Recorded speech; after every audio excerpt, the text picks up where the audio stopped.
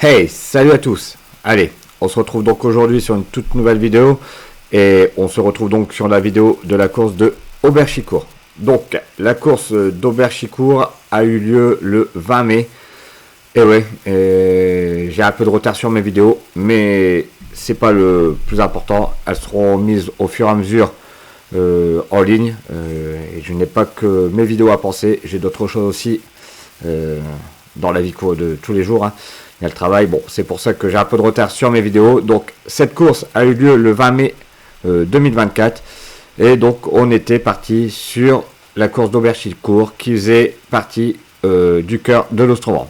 Donc, je vais te expliquer un petit peu c'est quoi le challenge du cœur de l'Ostrovent si tu viens de t'abonner à la chaîne ou si tu suis seulement mes vidéos. Donc le cœur de l'Ostrovent, ça se déroule sur 8 courses. Et par rapport à ta place, tu vas chercher des points. Donc le premier prend 200 points, le deuxième prend 150 points, le troisième prend 100 points. Et après, ça dégraisse donc du quatrième au dixième de 10 en 10. Et après, de 1 en 1, ça dégraisse de 1 point du 11e jusqu'au 20e. Donc il y a déjà eu deux courses concernant le cœur de l'Ostrovent. Donc il y a eu la course de Riolet où j'avais été chercher une belle 5e place. Je vais te remettre le lien en haut à droite de la vidéo. La course de Fenat, c'est pareil, j'avais été chercher une belle 5e place. Donc actuellement je suis classé deuxième au challenge du cœur de l'Ostrovent et je suis à quelques points du premier. Je suis à 40 points du premier. Donc à vrai dire que sur cette course, si je fais un très bon résultat et que le premier fait au-delà de termine en fait, si je finis premier, il faut qu'il termine 5e, et ainsi de suite, pour que je puisse lui prendre le maillot, pour qu'on ait toujours que je comble ces 40 points. Donc à vrai dire, c'est une course qui va rester assez palpitante parce que je vais tout faire justement pour aller chercher ce maillot et devenir donc le leader du challenge du cœur de l'Ostrovent. Donc cette course, c'était 68 km et on a effectué ça à 41,3 de moyenne. On a mis 1h38 et 53 secondes et il y avait un dénivelé total de 315 mètres. Donc pour te dire que c'était plutôt un parcours relativement plat. Et comme tu as pu le voir dès le début de course, c'est parti sur un peu les chapeaux de roue où tout de suite je vais venir me positionner en début du peloton, pour voir tout de suite ce qui se passe et tous ceux qui sont très bien placés au classement, les accompagner dans une éventuelle échappée s'il y a lieu. Donc là tu peux voir, il y a une première attaque, mais je décide de ne pas y aller. Alors oui, mon cœur effectivement est déjà à 180 pulses, mais on est parti très très vite. Tu peux regarder, on roule quand même à 42 km/h sur ce faux plat montant où on avait le vent de 3/4 d'eau sur cette partie-là. Et après, on va le reprendre, on va tourner à un certain moment. Tu peux voir au niveau du circuit qui se situe en haut à droite de ton écran. Tu peux le voir, à un certain moment, on va rebifurquer sur la droite. Et là, on va le prendre de 3/4 face. Et c'est peut-être... Moi, j'avais joué la carte que c'était là qu'il fallait faire super attention parce qu'il pouvait y avoir une bordure. Bon, là, tu peux voir que j'ai vraiment bien m'abrité malgré qu'on a le vent 3/4 d'eau. Tu peux voir que quand même, ça essaye de faire une bordure de vent d'eau. Où là, tu peux regarder, on roule quand même à 50 km/h. Je suis quand même à plus de 700 watts dans les roues, ce qui est énorme. Donc, t'imagines devant, si j'ai dû mettre du 700 watts dans les roues, mais devant, je vais te dire que le gars a dû envoyer fortement. Bon, c'est pareil, moi, mon début de saison est plutôt très satisfaisant, pardon. Je sais pas toi où tu en es sur ton début de saison, tu peux me le dire en commentaire. Ça me fera plaisir de savoir où tu en es. Il y a encore pas mal de courses qui vont arriver en vidéo, dont notamment les championnats nord et les championnats régionaux. Donc ils ont eu lieu, mais je vais pas te spoiler mon résultat. La vidéo va arriver très prochainement, sûrement dès la semaine prochaine, après cette vidéo-là. Donc là, tu peux voir que tout de suite, en tête de peloton, ça réaccélère. Donc tout de suite, je me dis, tout le monde est frais. En début de course, tout le monde est frais à chaque fois. Donc il ne faut pas faire l'intrépide. il faut rester très concentré sur son début de course. Et éventuellement, je me suis dit, sur un parcours comme ça, le circuit faisait à peu près 8 km, je me suis dit, s'il y a une échappée de 10 qui part, dont 10 costauds, ben là, je vais pouvoir y aller.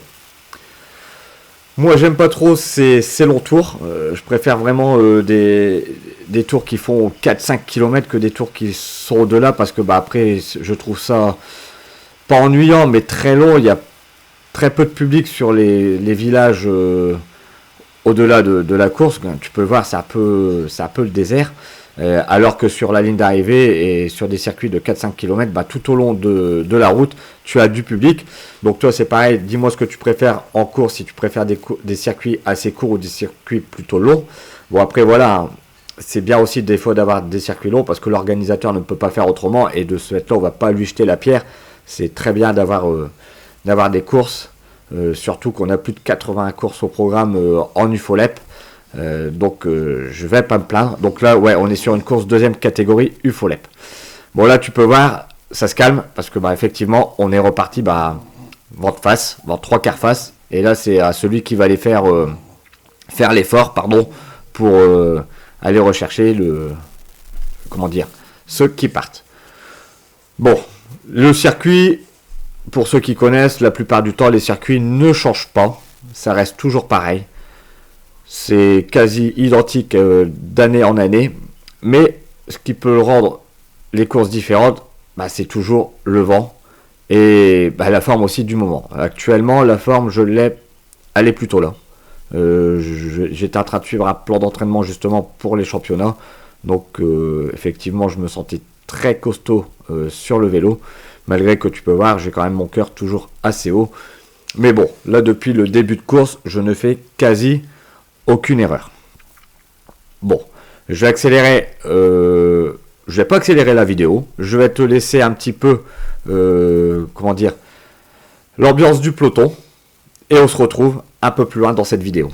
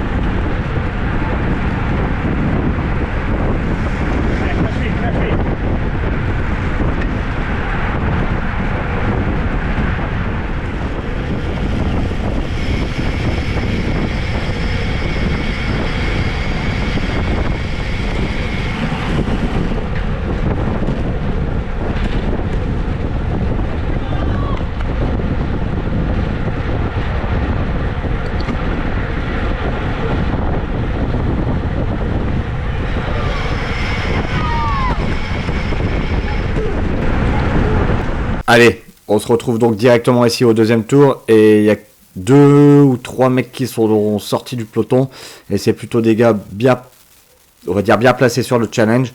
Là tu peux voir que le gars de Douai a rattaqué, donc tout de suite je prends sa roue, et on va donc se relayer un maximum pour pouvoir rentrer sur l'échappée. Donc elle est pas très loin, et là je me suis dit peut-être qu'à 5, il y en a 2 ou 3 derrière qui vont nous rejoindre, et ça fera une échappée de 8, et ça risque de bien collaborer et d'aller au bout. Donc là tu peux voir sur mon relais, je suis à 192 BPM, je suis à 380 watts, et on est quand même sur une pente à 2%, donc je peux te dire que ça roule fort. Là tout de suite le gars de Douai reprend son relais, lui aussi franchement il était super fort, c'est un coureur très très fort aussi, donc c'est pour ça que je suis parti avec lui. Là tu peux voir, je le laisse un peu plus longtemps prendre son relais, j'ai mon cœur qui monte progressivement à 195 pulses, ce qui est énorme. Ça je le tiendrai pas longtemps, à 195 pulses, 197, et là tout de suite je reprends mon relais, je rappuie à 500 watts et hop on est parti. Et donc on va tourner un maximum comme ça pour pouvoir rentrer sur l'échappée. Une fois qu'on sera rentré sur l'échappée, on va essayer de collaborer un maximum. Tu vois là, l'échappée elle est juste là, donc ils étaient effectivement deux devant. On va collaborer un maximum ensemble pour essayer de creuser sur le peloton. Et là, bah, en fait, on sait que le peloton roule très très fort vent de cul. Et en fait, on pourra reprendre limite du temps une fois que on va bifurquer le vent 3/4 face. Où là, il faudra collaborer pour pouvoir creuser. Parce que c'est là qu'on risque de prendre du temps. C'est ce que je pense. Parce que pour moi, le peloton, quand on va bifurquer sur le vent 3/4 face, c'est à celui qui va se mettre devant pour ramener sur l'échappée, alors que nous, bah, quasi on n'a rien à perdre, qu'on a tout à gagner. Donc c'est là que nous, on va pouvoir collaborer pour pouvoir justement, comment dire, creuser. Mais bon, le peloton en aura décidé autrement. Il se sera mis tout de suite à rouler et en fait, il nous laissera pas sortir. Et on aura fait donc quelques kilomètres à sac. Et puis avant de se faire avant de se faire reprendre. Allez, donc on a fait quelques kilomètres en échappée. On en a dû faire 3-4. On creusait pas trop, on avait une quinzaine de secondes d'avance et moi je voyais que le peloton revenait à vive allure. Donc là, c'est à ce moment-là donc, que j'ai décidé de me relever, de me faire, on va dire, aspirer par le peloton. Et les 4 qui sont devant, bah pareil, on va dire un petit kilomètre après, se seront fait aspirer par le peloton. Donc à l'amorce du 3e tour, donc à la fin de ce 2e tour, et tout est rentré dans l'ordre, on va dire. Malheureusement pour moi, bah, je ne ferai pas partie de cette échappée. Allez, directement au 3e tour. Et là, bah, je peux te dire que quelques temps après, la bonne échappée part. Et ouais, la bonne échappée part. Je suis devant, mais là, je suis un peu cuit, on va dire, de mon effort. Tu peux même voir qu'il commence à y avoir des cassures. Non, là, c'est pas s'il y a une cassure, ils partent. Et juste devant, c'est le peloton des 4. Et là, bah, il y a le leader du CCO qui vient se mettre devant. Donc, je me suis dit, lui, il va peut-être pas laisser partir. Donc, c'est peut-être le moment que je récupère et que j'essaie de re-rentrer après sur l'échappée. Mais la bonne échappée partira à 8. Alors, est-ce qu'elle va aller au bout à ce moment-là de la course? Je ne le sais pas parce que ils ne prennent pas énormément de temps et il y a encore pas mal de dealers. Là, tu peux voir que ça ressort. Mais bon. Malheureusement, moi, à la fin du 3e tour, j'essaye de ressortir tout de suite. J'ai accéléré, on va dire, sur la partie où on avait le vent de face. J'ai mis tout le monde à la planche. Et là, ça a créé une petite cassure. Donc tout de suite, bah, je continue à accélérer. On n'est pas beaucoup devant. Là, on va me prendre un relais dans le virage, normalement. Il y a quelqu'un qui va me prendre un relais. Voilà. Et moi, je vais reprendre tout de suite mon relais. Donc c'est quelqu'un du Haveli. Et là, tout de suite, je le redéborde avant le virage. Et là, je remets une grosse relance. Je vais remettre une grosse relance à plus de 500 watts. Et là, voilà, ça casse. Donc là, le peloton se relève. Il y en a 2 ou 3 qui sont ressortis. Donc je vais créer un effort considérable pour pouvoir rentrer sur ces 2-3 personnes qui sont ressorties derrière. Il y avait Anthony Gaillard et 2 autres que je connais pas. Une fois que je vais rentrer sur eux, bah, on va essayer de collaborer pour pouvoir rentrer sur l'échappée qui n'est pas très loin. Allez, donc j'ai rejoint les troncs qui étaient devant, donc un gars du Anthony Gaillard, un gars de Douai et un gars de Lincel, si mes souvenirs sont bons. Alors là, on est à 4. Tout de suite, tu peux voir qu'on se met à tourner. Là, je récupère un petit peu quand même parce que tout de suite en rentrant, en plus, j'ai pris un relais. Donc tout de suite, je récupère. J'ai quand même mon cœur à 195 pulses. Donc là, je saute un relais. Et oui, effectivement, des fois, il faut savoir sauter un relais pour pouvoir, récupérer et mieux passer ses relais. Donc là, tout de suite, Anthony va prendre son relais. Là, je prends mon relais. Et en fait, là, à l'heure actuelle, les mecs sont à une vingtaine de secondes. Donc je me suis dit, à 4, si on collabore comme ça, bah, on risque de rentrer. Parce que devant, ils vont peut-être se regarder. Et nous, on risque de rentrer. Là, tu peux voir, tout le monde collabore. Donc même y compris le mec de Lincel, tout le monde collabore. Le gars de Douai, Anthony passe. Et là franchement on fait vraiment une sacrée belle tournante comme on dit dans le jargon. Tout le monde roule. J'ai quand même une cadence à 91 tours minute pour 300 watts à peu près. J'ai mon cœur à 185 plus. C'est bien quand tout le monde tourne parce qu'en fait tu fais des efforts, mais ça te permet en fait de, comment dire, de récupérer. Tu vois, regarde là, hop, je redescends. Donc effectivement mon cœur va reprendre une ou deux pulses, ce qui est pas mal. Et là bah ça y est, ça commence un petit peu à sauter les relais. Bon, est-ce que ils vont toujours les sauter? Ça, je ne sais pas. Je vais te mettre un petit peu en accéléré. Parce que bah, malheureusement, à la fin de ce tour-là, on aura fait pas mal d'efforts. On ne sera pas rentré sur l'échappée. Et on sera repris donc par le peloton. Bon allez, je vais te mettre un petit peu la fin de ce contre en accéléré sur la vidéo. I know you told your friend you're not okay. And tell me what's wrong and why you never said you felt that way. And guess you're trying to stay strong and fake a smile until I look away. But I've known you too long, it hurts to watch your blue eyes fade to gray as you fade away. As you fade away. Yeah, I'm about to fade away, cause every time I wake up I feel like it's Monday. Something's going wrong with all the chemicals up in my brain. All of a sudden I don't look at anything the same way. Gotta build up of my thoughts sitting in an ashtray. I'm sorry that I'm so inconvenient, okay. Just let me be me and I'll stay out of your way. I can see the way you look at me, I'm such a disgrace. I never really asked to be brought into this place. You wanna love me? Well then baby have a taste. All the highs and the lows, no you'll never be the same. I don't really wanna hurt you but I can't control the pain. If you're sticking by my side maybe we could be okay. Okay, maybe you could be the change I need today. I promise that I've never felt this way. I really hope that you will choose to stay through all the pain. I know you told your friend you're not okay.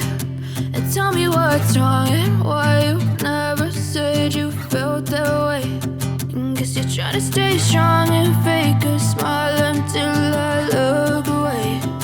But I've known you too long, it hurts to watch your blue eyes fade to gray as you fade away. As you fade away. As you fade away. As you fade away.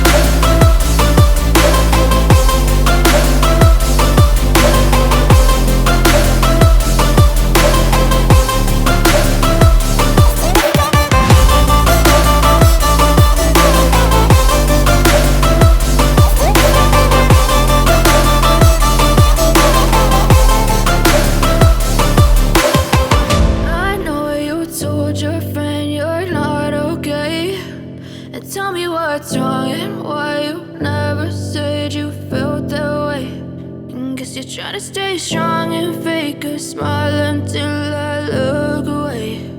But I've known you too long, it hurts to watch your blue eyes fade to gray.